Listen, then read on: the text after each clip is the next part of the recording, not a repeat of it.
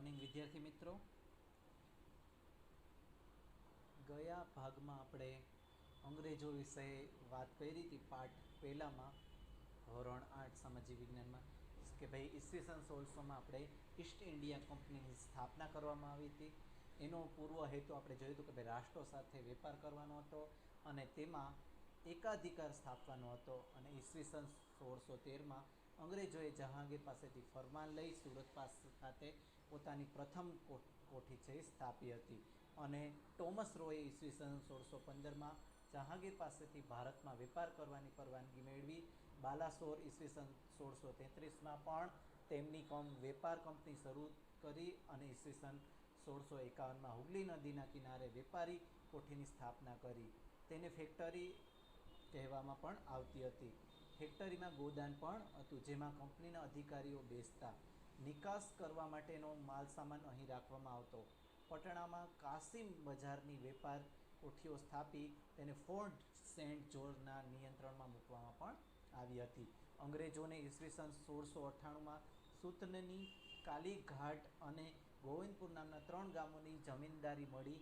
તેણે કિલ્લેબંધીવાળી નવી વસાહત ઊભી કરી જેને ફોર્ટ વિલિયમ કહેવામાં આવી। તે આજે કોલકાતા તરીકે પણ આપણે ઓળખાય છે। આપણે ગયા ભાગમાં વિદ્યાર્થી મિત્રો પહેલા ભાગમાં આપણે અંગ્રેજો વિષયની આપણે ચર્ચા કરી હતી।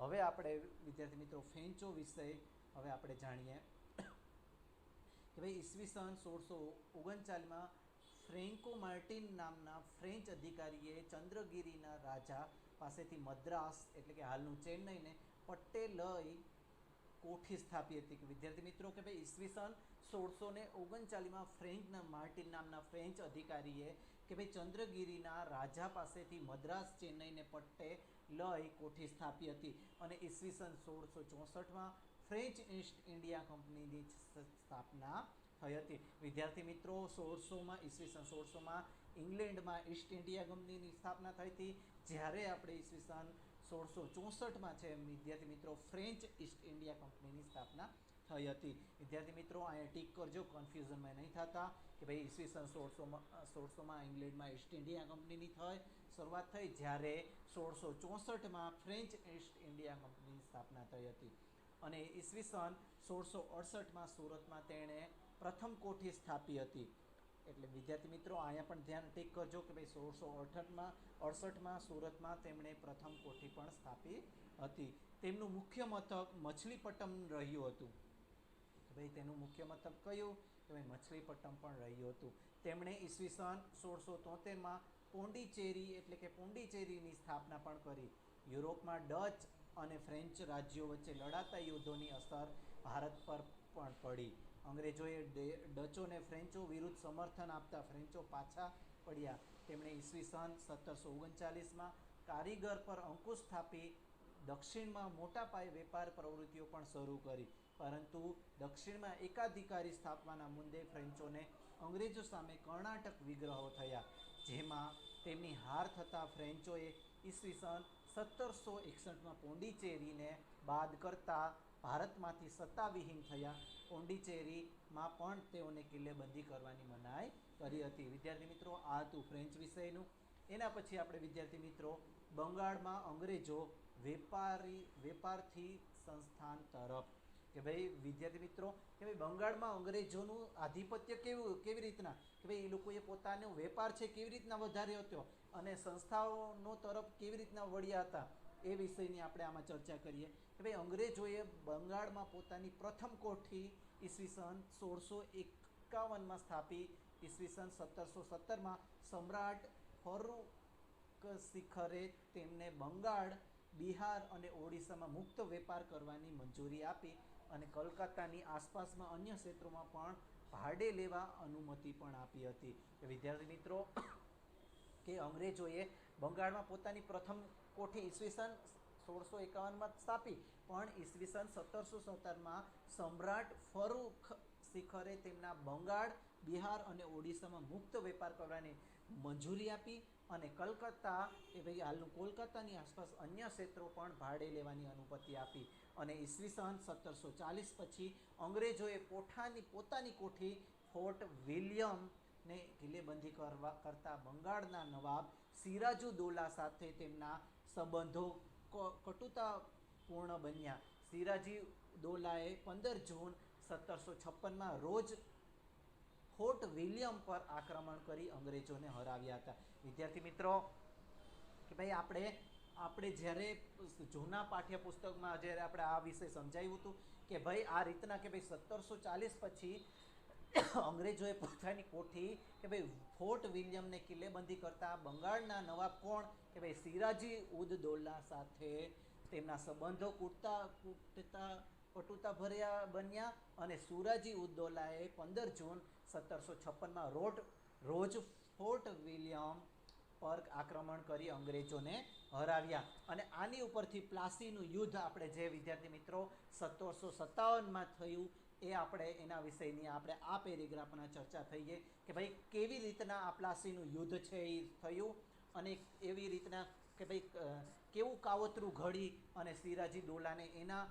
શાસનમાંથી એને હટાવવામાં આવ્યો અને એની જગ્યા ઉપર કોણ આવ્યો એ આપણે આ પેરેગ્રાફમાં છે વિદ્યાર્થી મિત્રો જોવા મળશે. પ્લાસીનું યુદ્ધ ઈસવીસન 1757 કે ભાઈ કલકત્તામાં અંગ્રેજોની હારના સમાચાર મદ્રાસ ચેન્નઈ સુધી પહોંચ્યા. કે ભાઈ કલકત્તામાં છે કે ભાઈ અંગ્રેજોની હાર થઈ એના સમાચાર ક્યાં સુધી કે ભાઈ મદ્રાસ સુધી ચેન્નઈ સુધી પહોંચ્યા અને અંગ્રેજોએ બહુ ઝડપથી ક્લાઇવના નેતૃત્વ નીચે એક સેનાને કલકત્તા મોકલી આપ્યા. કે ભાઈ આ રીતના અંગ્રેજોએ બહુ ઝડપી ક્લાઇવના નેતૃત્વ નીચે એક સેનાને કોલકાતા છે મોકલાવી દીધી. નવાબના વિશ્વાસુ માણેકચંદ લાંચ લઈને કલકત્તા અંગ્રેજોને સોંપી દીધું. કે ભાઈ નવાબના વિશ્વાસુ માણસ કે ભાઈ માણેકચંદ છે એને લાંચ લઈને કલકત્તા અંગ્રેજોને સોંપી દીધું. અંગ્રેજોએ હવે કૂટનીતિનો આશરો લીધો જેમાં લાંચ મુખ્ય હતી. કે ભાઈ હવે અંગ્રેજોની તો હાર થઈ પણ અંગ્રેજોએ હવે શું કર્યું કે ભાઈ અંગ્રેજોએ હવે કૂટનીતિનો આશરો લીધો જેમાં લાંચ મુખ્ય હતી. કે ભાઈ જે હામાવાળા વ્યક્તિને કે ભાઈ કેવી રીતના કે ભાઈ હામાવાળા વ્યક્તિને કે ભાઈ રિશ્વત દઈ અને એને કાબૂમાં કરી અને એનું જે સેનાપતિ કે ભાઈ જે સિરાજી દૌલાનું શાસન હતું એને એ શાસનમાંથી હટાવવા માટેની કે ભાઈ આવી રીતના કૂટનીતિ છે એ કરે છે. ભાઈ તેણે કે ભાઈ અંગ્રેજોએ નવાબના મુખ્ય સેનાપતિ ધ્યાન રાખજો કે ભાઈ સિરાજી દૌલાના નવાબના મુખ્ય સેનાપતિ મીર જાફરને નવાબ બનાવવાનું વચન આપી તેનો ટેકો મેળવ્યો હતો. કે ભાઈ આ જે અંગ્રેજોની કૂટનીતિ હતી એમાં કોણ વ્યક્તિ સમાવેશ થયો કે ભાઈ સેનાપતિ મીર જાફરને નવાબ બનાવવાનું વચન આપી તેનો ટેકો મેળવ્યો હતો. કે ભાઈ આ રીતના જે નવાબ હતો કે ભાઈ નવાબના મુખ્ય સેનાપતિ કોણ કે ભાઈ મીર જાફર એને લાંચ આપી કે ભાઈ તમે છે કે તમને કે ભાઈ આ કે એને વચન આપ્યું કે ભાઈ તમને આનો સેનાપતિ છે એ બનાવશું. સાથે સાથે બંગાળના મોટા શાહુકારો જગત શેઠ રાય દુર્લભ અને અમીચંદને પણ પોતાની તરફેણમાં કરી લીધા. કે ભાઈ આની સાથે સાથે બંગાળના જે શાહુકારો જે પૈસાદારો હતા એ જગત શેઠ રાય દુર્લભ અને અમીચંદને પણ પોતાની તરફેણ એટલે પોતાની તરફ છે એ કરી લીધા હતા. માર્ચ 1757 ફ્રેન્ચ વસાહત પર અંગ્રેજોએ આક્રમણ કરી નવાબના સાર્વભૌમત્વને પડકાર્યું. ભાઈ આ પછી કે ભાઈ ઈસવીસન માર્ચ 1757 ફ્રેન્ચ વસાહત પર અંગ્રેજોએ આક્રમણ કરી નવાબના સાર્વભૌમત્વને કે પૂરેપૂરું જે ભૌમત્વ હતું અને જે શાસન હતું એને પડકાર્યું અને 23 જૂન 1757 રોજ ક્લાઇવના નેતૃત્વ હેઠળ અંગ્રેજ સેના અને નવાબની સેના વચ્ચે મુર્શિદાબાદ પાસે આવેલ પ્લાસી નામના સ્થળે યુદ્ધ થયું. વિદ્યાર્થી મિત્રો આ ટીક કરજો, આ તમને કોમ્પિટિટિવ એક્ઝામમાં પણ આગળ કામ લાગશે કે ભાઈ 23 જૂન 1757 રોજ ક્લાઇવના નેતૃત્વ હેઠળ અંગ્રેજ સેના અને નવાબની સેના વચ્ચે મુર્શિદાબાદ પાસે આવેલા પ્લાસી નામના સ્થળે છે એ યુદ્ધ થયું હતું. વિદ્યાર્થી મિત્રો યાદ રાખજો, આ પ્લાસી છે એક ગામ છે એનું નામ એના ઉપરથી આપણે પ્લાસીનું યુદ્ધ છે એ ઈસવીસન 1700 નામ છે એ પડ્યું 1757 છે પડ્યું નામ પડ્યું છે. કે ભાઈ 23 જૂન 1757 રોજ ક્લાઇવના નેતૃત્વ હેઠળ અંગ્રેજ સેના અને નવાબની સેના વચ્ચે મુર્શિદાબાદ પાસે આવેલા પ્લાસી નામના સ્થળે યુદ્ધ થયું. નવાબના સેનાપતિઓએ અંગ્રેજોનો મુકાબલો કર્યો પરંતુ મીર જાફરના વિશ્વાસઘાતને કારણે નવાબની સેના હારી ગઈ. કે વિદ્યાર્થી મિત્રો કે ભાઈ નવાબના સેનાપતિઓએ અંગ્રેજોનો મુકાબલો કર્યો, પરંતુ મીર જાફરના વિશ્વાસઘાતને કારણે છે એ નવાબની સેના છે એ હારી ગઈ હતી. મીર જાફરને નવાબ બનાવવામાં આવ્યો અને સિરાજી દૌલાને પકડી તેની હત્યા કરવામાં આવી હતી. કે ભાઈ આ કેવી રીતના કે ભાઈ અંગ્રેજોની કૂટનીતિ કેવી રીતના હતી વિદ્યાર્થી મિત્રો જોજો કે ભાઈ મીર જાફરને લાંચ આપવામાં આવી, તેને ચડાવવામાં આવ્યો કે ભાઈ કેવી રીતના કે ભાઈ તને અમે વચન આપીએ કે ભાઈ તને અમે કે ભાઈ નવાબ કે ભાઈ જે સિરાજી દૌલાનું શાસન છે એની જગ્યાએ અમે તને છે એ નવાબ બનાવશું.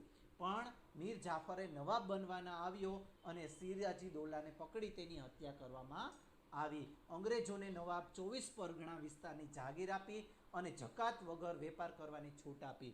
કે ભાઈ અંગ્રેજોને છે એ નવાબ બન્યો જ્યારે સિરાજી દૌલાના શાસન પછી જે મીર જાફરને નવાબ બનાવ્યો એની જગ્યાએ એણે નવાબે 24 પરગણાની વિસ્તારની જાગીર આપી અને જકાત વગર વેપાર કરવાની છૂટ પણ આપી. કોને? અંગ્રેજોને.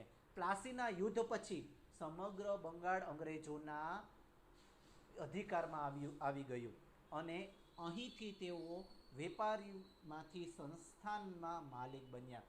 વિદ્યાર્થી મિત્રો આ જોજો કેવી રીતના એ લોકો માલિકી કે પોતાનું જ કરી બેઠા. પ્લાસીના યુદ્ધ પછી સમગ્ર બંગાળ અંગ્રેજોના અધિકારીમાં આવ્યું ગયું અને અહીંથી તેઓ વેપારીમાંથી સંસ્થાન માલિક બની બેઠા. આટલું જ નહીં, ભારતના વિજયનો માર્ગ પણ અહીંથી જ શરૂ થઈ ગયો અને અંગ્રેજોની જે નીતિ હતી કેવી હતી? કૂટનીતિ હતી. જે આપણે સિરાજી દૌલાને પણ આવી રીતના કૂટનીતિથી છે એ મારી નાખવામાં આવ્યો હતો. એટલું જ નહીં, ભારતના વિજયનો માર્ગ પણ અંગ્રેજોને અહીંથી જ શરૂ થયો અને ઈસવીસન 1818 સુધીમાં સમગ્ર ભારત અંગ્રેજ શાસન હેઠળ પરિવર્તન થઈ ગયું હતું. વિદ્યાર્થી મિત્રો મહત્વનું છે કે ભાઈ ઈસવીસન 1818 સુધીમાં સમગ્ર ભારત છે એ અંગ્રેજી શાસન હેઠળ છે એ પરિવર્તન થઈ ગયું. એટલું જાણવામાં આપણે જોઈ લઈએ વિદ્યાર્થી મિત્રો કે ભાઈ પ્લાસીનું મૂળ નામ પલાસ હતું. વિદ્યાર્થી મિત્રો આ ટીક કરી લેજો. ગમે ત્યારે અત્યારની જે હાલની કોમ્પિટિટિવ એક્ઝામ છે એમાં પણ આવા પ્રશ્નો છે, અંદરથી આ પ્રશ્નો છે એ પૂછાઈ શકે છે કે ભાઈ પ્લાસીનું મૂળ નામ છે પલાસ હતું. અંગ્રેજોએ તેનું ઉચ્ચારણ પ્લાસી કર્યું હતું. કે ભાઈ આ જે કે ભાઈ પ્લાસી નામનું જે નામ એનું ઉચ્ચારણ કોણે કર્યું હતું? કે ભાઈ અંગ્રેજોએ તેનું ઉચ્ચારણ છે પ્લાસી કર્યું હતું. અહીં પલાસ એટલે કે ખાખરો કેસુડોના વૃક્ષ હતા. કે ભાઈ આ જે ગામ હતું એ પલાસ હતું એમાં એ ગામમાં સૌથી વધારે કેના કે ભાઈ ખાખરો અને કેસુડાના વૃક્ષ હતા.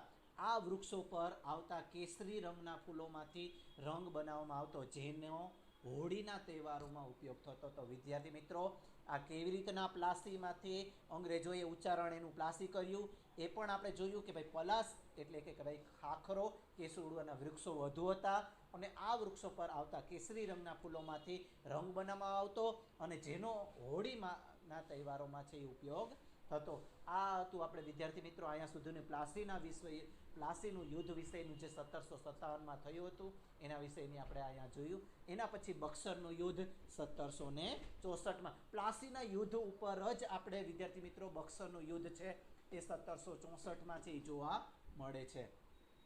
કે ભાઈ બંગાળના નવાબ મીર કાસિમે અવધના નવાબ અને મુઘલ સમ્રાટ સાથે મળી અંગ્રેજોને ભારતની બહાર હાંકી કાઢવા માટેની યોજના બનાવી. વિદ્યાર્થી મિત્રો જોજો કે ભાઈ કોને નવાબ બનાવવામાં આવ્યો હતો? મીર જાફરને નવાબ બનાવવામાં આવ્યો હતો.